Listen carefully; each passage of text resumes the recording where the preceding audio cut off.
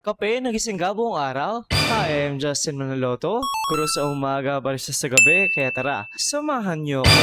Didn't buy my glasses dahil medyo pula kasi yung mata ko, kagising ko, ganyan na siya, hindi ko alam kung bakit. Pero for today, i-announce ko lang sa inyo na magkakaroon tayo ng bagong coffee drink. And also, just an announcement, yung ating Coconut Matcha Cloud ay 5 days na lang bago matanggal sa ating menu. Kaya kung hindi nyo pa natatry yung ating Coconut Matcha Cloud, meron na lang kayong 5 araw para subukan ito.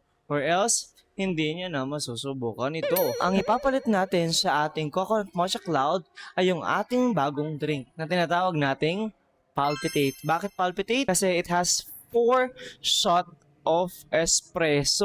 Ganon siya lupit. 4 na shot, gising ka buong araw. Kaya tinawag natin siyang Palpitate.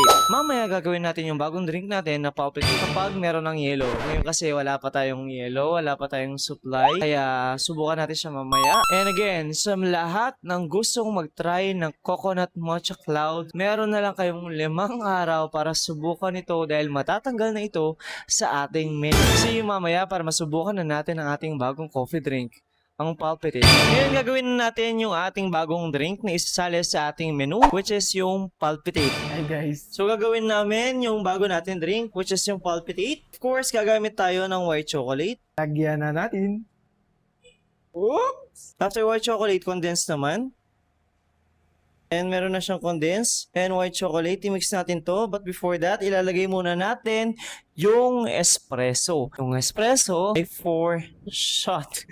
4 na shot. Kaya tinawag natin siyang Palpitate kasi 4 na shot ng espresso. Sige, lagay mo na. natin.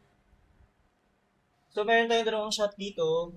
Then, ito po yung added shot na 2 shots. After ito, bibigyan muna natin siya ng ice. Yung ice dapat puno. Shot puno.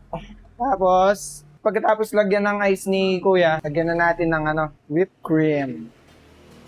So, ayan, nalagyan na natin siya ng ice. Kung makapansin nyo, yung ice natin kailangan punong-puno kasi 4 na shot to. Ngayon naman, ang ilalagay natin sa taas ay pinaghalong milk and whipping cream. Nagagawin ni Steven. Nalagyan ko na siya ng whipped cream. Tapos, lalagyan natin ng milk.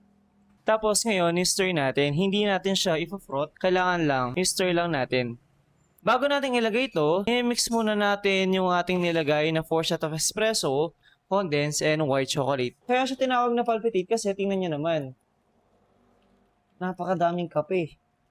Talagang magpapalpitate ka pagkatapos mong uminom nito. So after ma-mix, i-add na natin yung ating brevet.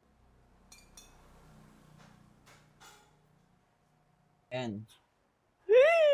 So ito ang bagong drink na isasama natin sa ating menu na tinatawag na Palpitate. Kaya kung gusto niyo matikman ito, magiging available to on July 28. Kasi 28 is our monthsary.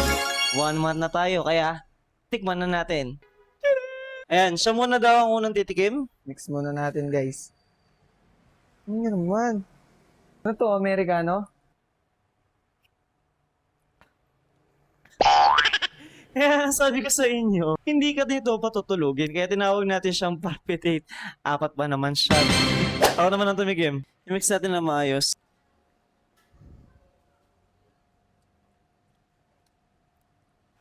Masarap. Masarap at hindi ka papatulugin kailanman. Masarap siya, kaso, delikado. Lalo na kapag in-order mo to ng gabi kasi hindi ka nito patutulugin. Pwede yan sa mga call center agent. Kaya ikaw, kung trip mo na hindi matulog buong araw, ito ang inumin mo. Our new drink, Palpitate. Thank you very much for watching. Hihanda mo na ang sarili mo para sa ating Palpitate. See you sa C Cafe. Bye!